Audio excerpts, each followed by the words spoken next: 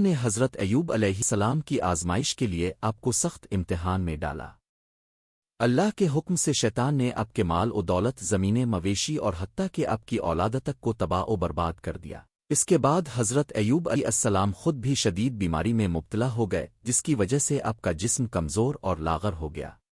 لیکن حضرت ایوب علیہ السلام نے اس شدید آزمائش میں بھی اللہ کی نعمتوں کو یاد کیا۔ ایک دن حضرت ایوب علیہ السلام نے اللہ تعالیٰ سے دعا کی۔ اللہ تعالیٰ نے حضرت ایوب علیہ السلام کی دعا قبول کی اور انہیں حکم دیا کہ زمین پر اپنا پاؤں ماریں۔